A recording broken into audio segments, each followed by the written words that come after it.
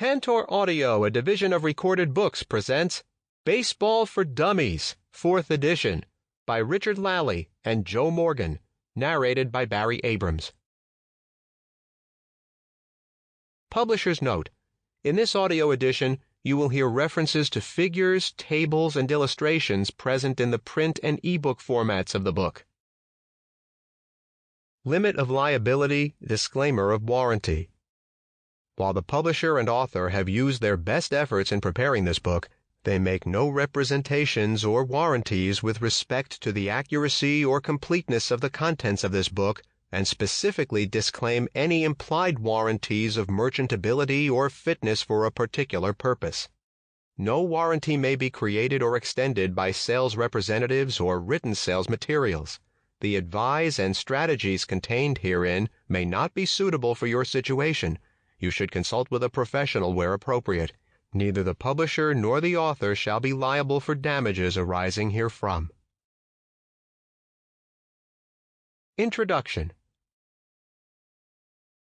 Welcome to Baseball for Dummies, 4th edition, a book dedicated to the proposition that no one's education is complete until it includes a thorough grounding in the principles of the greatest sport ever created.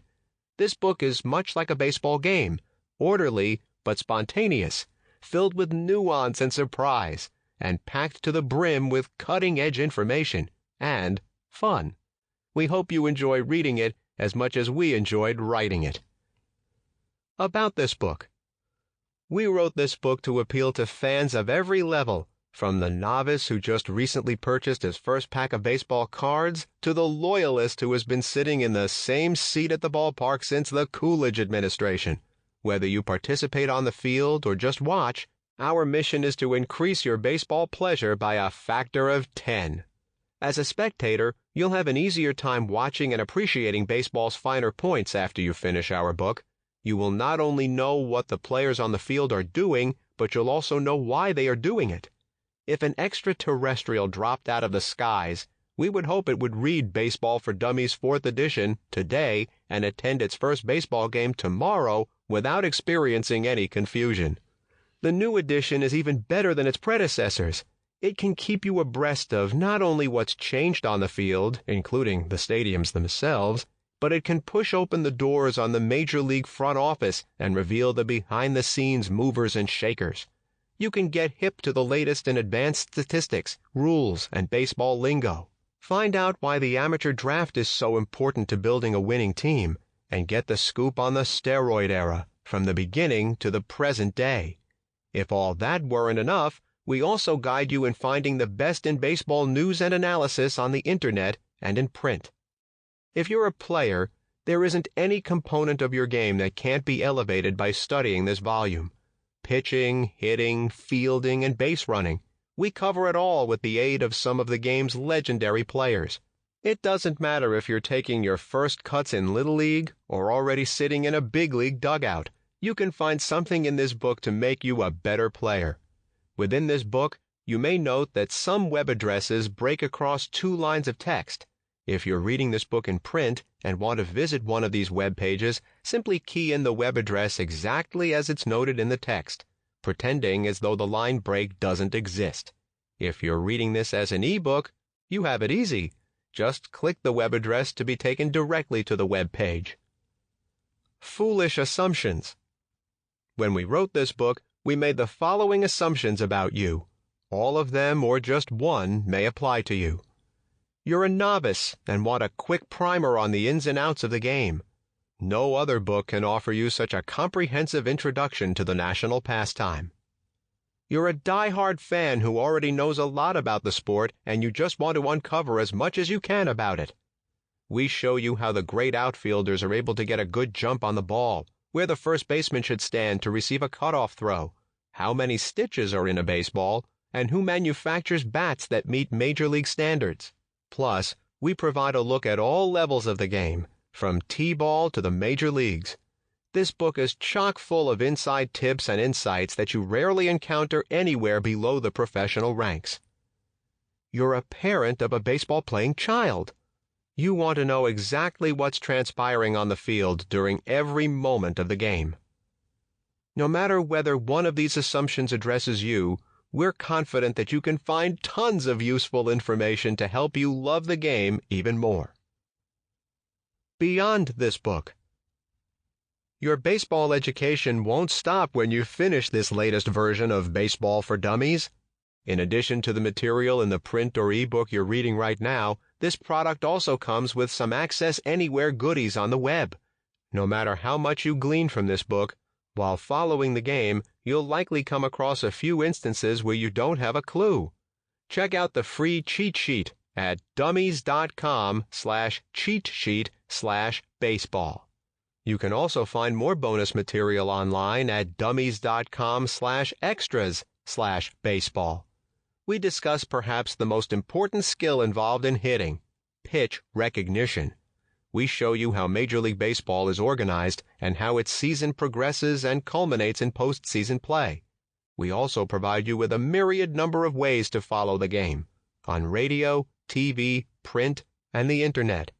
As if all that wasn't enough, we have added a few bonus part of 10s lists. Finally, you can find a bonus chapter full of different defensive plays. Icons used in this book. These icons that appear in the book's margins can help you navigate your way through the book. Here is what they mean. Baseball speak. Talk like this, and the folks in the bleachers will have no trouble understanding you.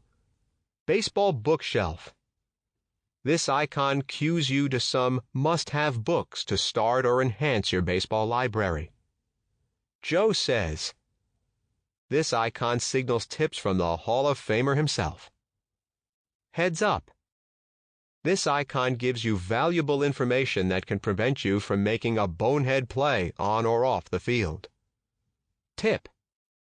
This icon alerts you to sage advice from the greats of the game, signals an insight that can enhance your baseball viewing, whether you are in the stadium or in front of the TV, and alerts you to advice that comes from a coach and can be passed on by a coach.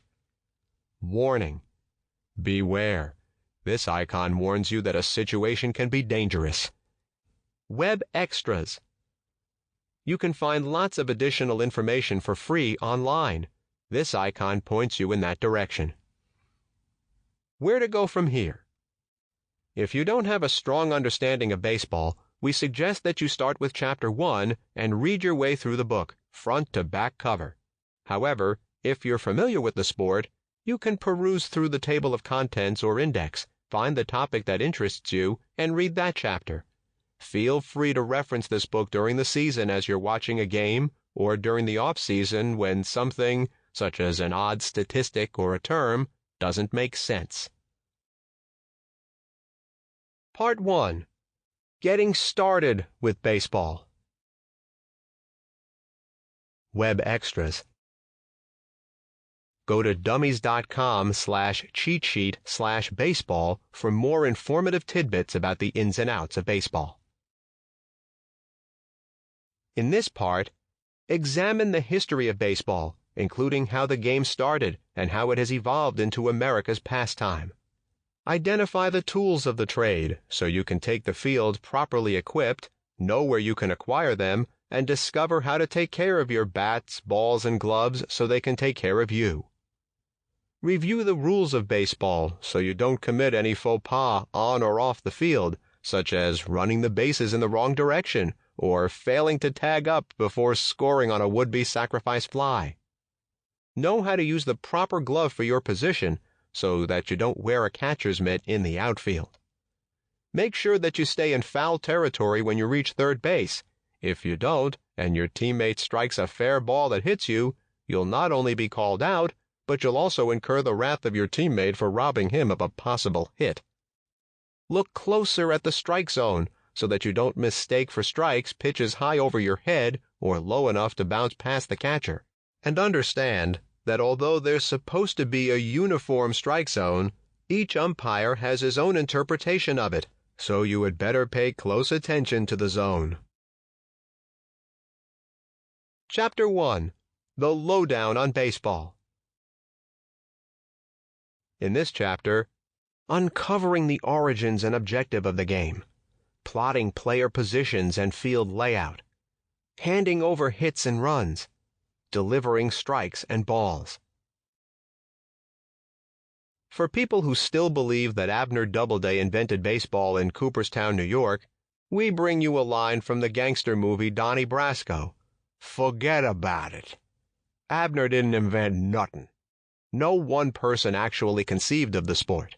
Baseball evolved from earlier bat and ball games including town ball, rounders, and one ocat. Although there's no denying that the English game of cricket was also an influence, baseball is as singular an American art form as jazz. Although during the early 1960s, the Soviet Union claimed baseball was a Russian creation. We should note, however, that Soviets were also taking credit back then for the invention of the telephone and the electric light.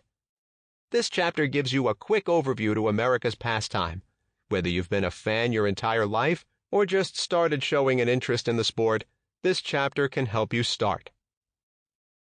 Tapping into the roots of the game. If anyone invented baseball, it was Alexander Joy Cartwright. This gentleman bank teller founded the New York Knickerbockers, America's first organized baseball team, in 1842. 3 years after that, Cartwright formulated the sport's first codified rules, which included 3 strikes per out and 3 outs per half inning.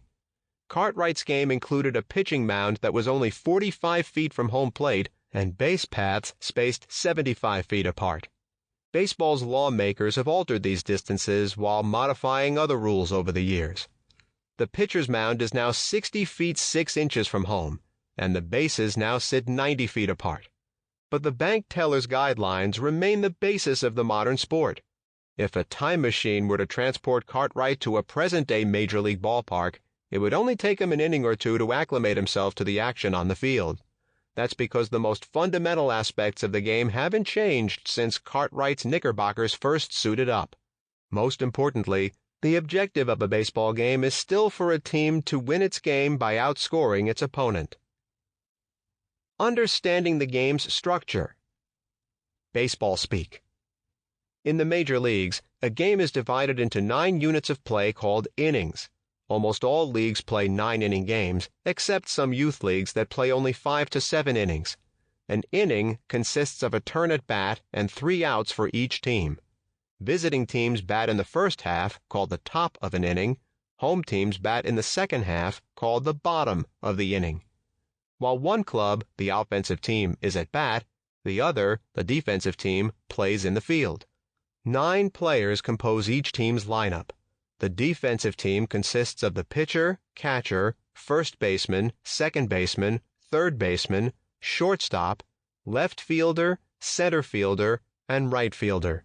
Check out Figure 1.1 of the playing field to see the basic positions for each of the defensive players. When 9 isn't really 9. Many baseball games are finished before the completion of 9 full innings. If the home team leads after the top of the 9th, it wins the game without taking its turn at bat in the bottom of that inning. The home team can also win the game in less than 9 innings if it scores the winning run during the last inning before the 3rd out.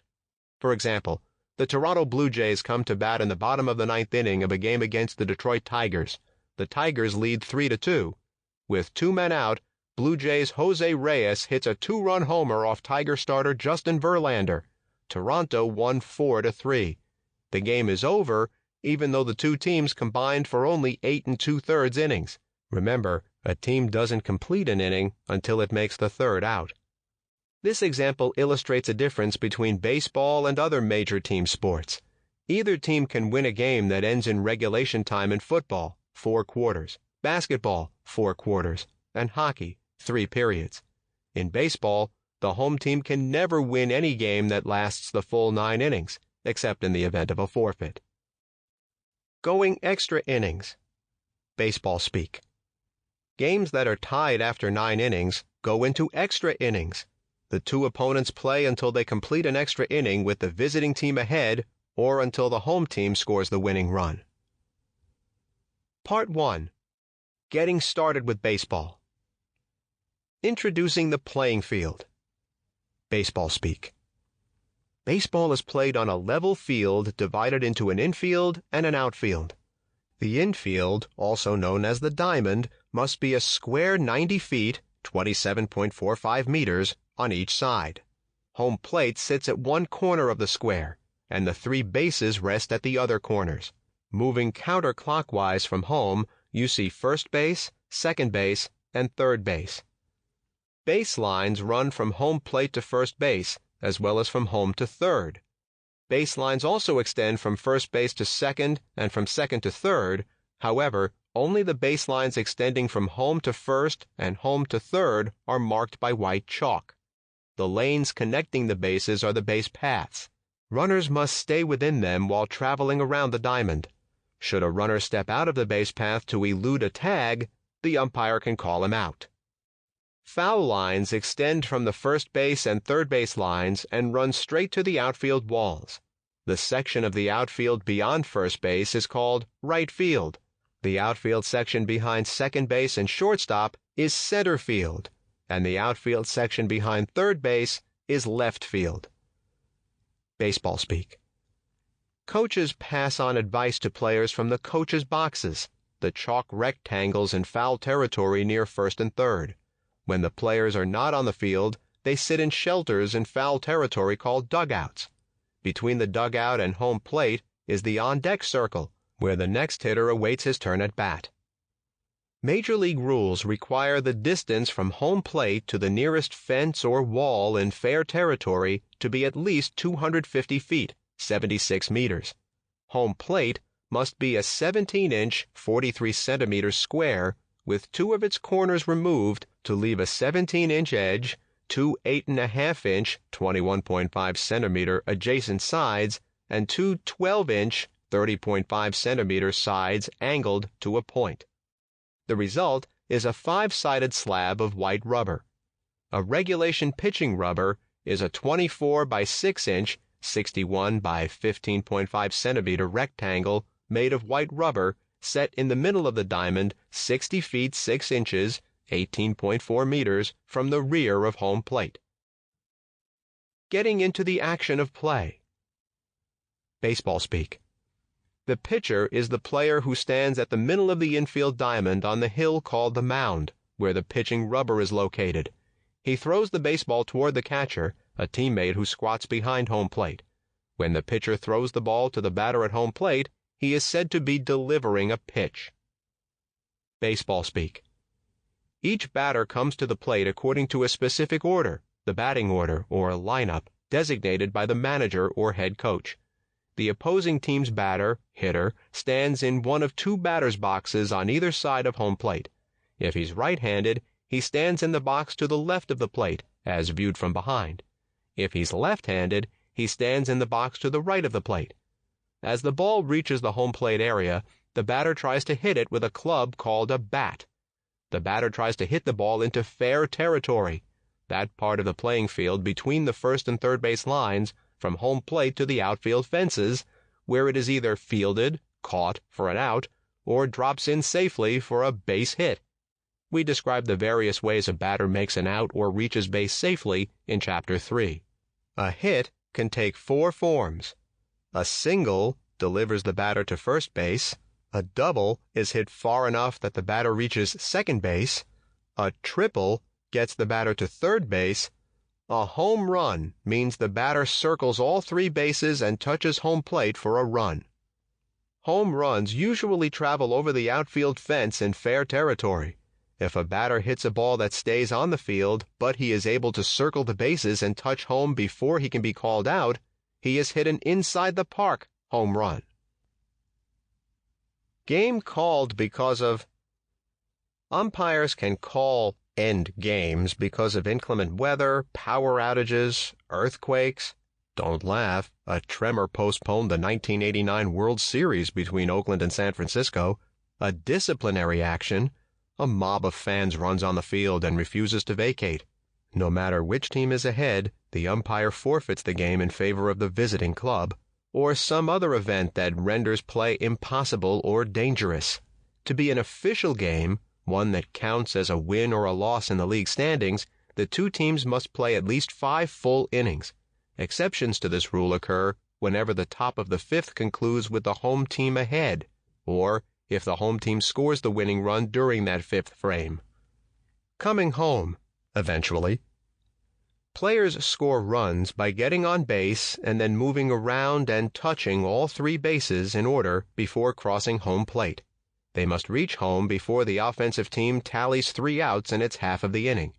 When a club's hitters make 3 outs, its half inning ends. Then it takes the field, moves to defense, and the opposing team comes to bat. Chapter 3 has all the details on how an out is made. Heads up! You can advance on the bases, move from first to second, second to third, or third to home at any time, but you do so at your own peril.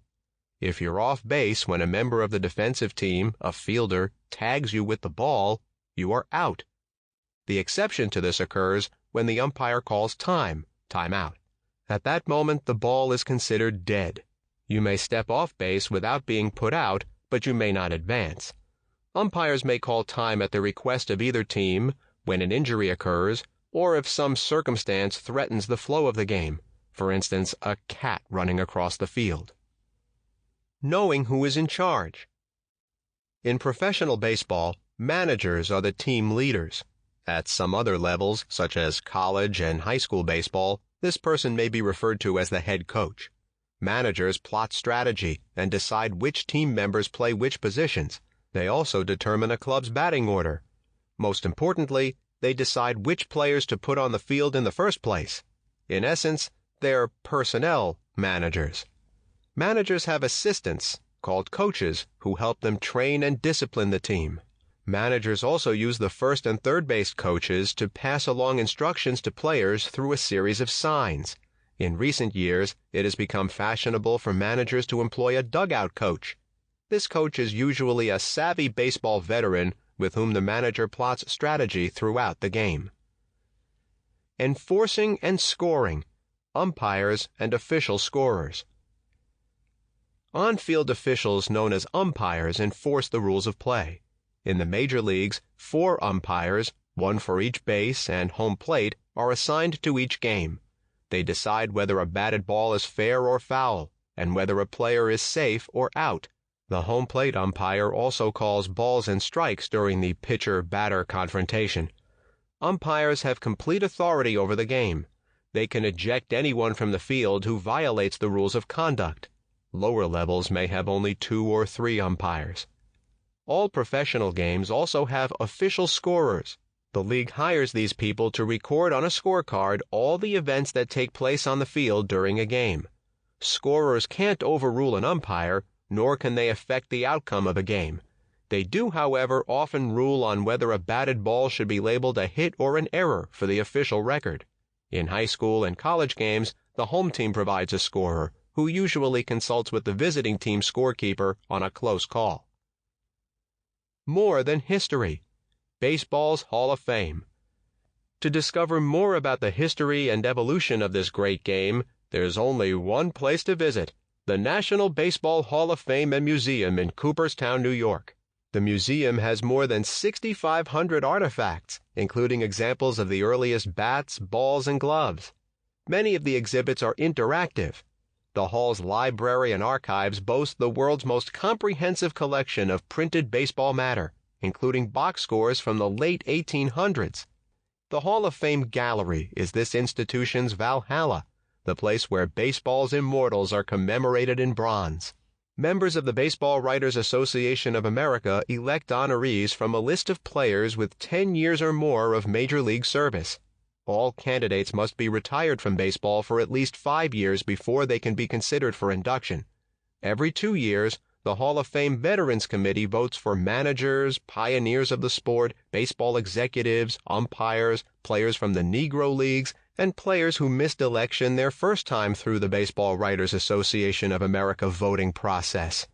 A candidate must collect 75% of all ballots cast by either the Writers or the Veterans Committee to earn a plaque in the gallery. The Hall reserves the right to exclude anyone who is on baseball's ineligible list, for example, Pete Rose or Joe Jackson, from its ballots. Players on the ineligible list are disqualified from holding jobs with any major league teams. Rose was ruled ineligible because he bet on baseball games while serving as manager of the Cincinnati Reds. Though deceased, Jackson's name remains on the ineligible list because he actively participated in a conspiracy with gamblers and 7 Chicago White Sox teammates to deliberately lose the 1919 World Series. The hall features permanent exhibits such as Viva Baseball, tracing Latin American contributions to the game, Chasing the Dream, about the legendary Hank Aaron's career, and One for the Books, baseball's records and the stories behind them. At various times of the year, the Hall of Fame also showcases special temporary exhibits. It has the Barry Halper Gallery, a showcase for the vast array of memorabilia, which includes such rare items as a camel hair overcoat formerly worn by one George Herman Babe Ruth that Mr. Halper had previously displayed in the basement of his New Jersey home. The gallery also hosts traveling exhibits on a revolving schedule, such as a 2011 show exploring the historic connection between cricket and baseball. The Hall of Fame also features online exhibits. You can get ticket, schedule, and exhibit information for the Hall by calling 888-425-5633 or visiting its website at www.baseballhall.org. Chapter 2. Suiting Up. Equipment. In this chapter, tossing a regulation baseball, finding the right bat, choosing a glove, dressing for safety and style, equipping your field. When Pittsburgh Pirates shortstop Dick Groat was hitting his way to a batting title and MVP award in 1960, his manager Danny Murtaugh claimed, "Groat could hit 300 using a piece of barbed wire as a bat." Perhaps Groat could, but no one expects you to attempt that feat. When you take the field, you should take along the best equipment available, which this chapter discusses. You don't need to spend vast sums to purchase top-quality accessories as long as you know what to look for and where to find it. Hence, as the late sportscaster Howard Cosell would say, this chapter tells it like it is. Choosing your weapons: balls, bats, and gloves. Unless you're under 10 years old, buy equipment that meets all the major league specifications. Equipment licensed by a reputable body such as Major League Baseball, the NCAA, or the Little League offers you some quality assurances. These sections show you how to shop for the basic tools you need in order to play the game effectively and keep yourself protected both on the field and in the batter's box. With the right ball, bat, and glove, your chances of success on the playing field can increase dramatically. Baseballs that last, and last, and last. A baseball must meet the following criteria: have a circumference between 9 and 9 1/4 inches, 22.9 and 23.5 centimeters, weigh between 5 and 5 1/4 ounces, 141.8 grams and 148.8 grams. Have an outer covering constructed from 2 pieces of white horsehide or cowhide stitched together with red thread. Have a cork core surrounded by 2 layers of rubber and wrapped in yarn. Figure 2.1 shows a standard baseball. You don't have to go to your local sporting goods store armed with a tape measure, scale, and scalpel for filleting the ball to check its innards to make sure you're buying a baseball that conforms to major league standards. Rawlings, 877-977-2391, rawlings.com, is the only company licensed by both major leagues to manufacture their official baseballs. So if you buy one of their balls, you know you're getting the genuine article. Rawlings baseballs carry the designation Official Baseball of the American or National League and are signed by the Commissioner of Baseball. You can buy first-rate baseballs that other companies manufacture, but you have no way of knowing whether these products are of major league quality. If you plan to lose a lot of balls bashing homers during batting practice, you may want to invest in a bag full of Rawlings recreational play baseballs. Constructed of synthetic leather with a rubber center, these balls have the same weight and dimensions as the official league balls at a fraction of the cost. Rawlings tests its baseballs by injecting them into an air gun and firing them against a wall nearly 9 yards away. To pass muster with the company's ballologists, yes, we made that word up, the hurtled sphere must rebound at 51.4 to 54.6%. Sample complete. Ready to continue?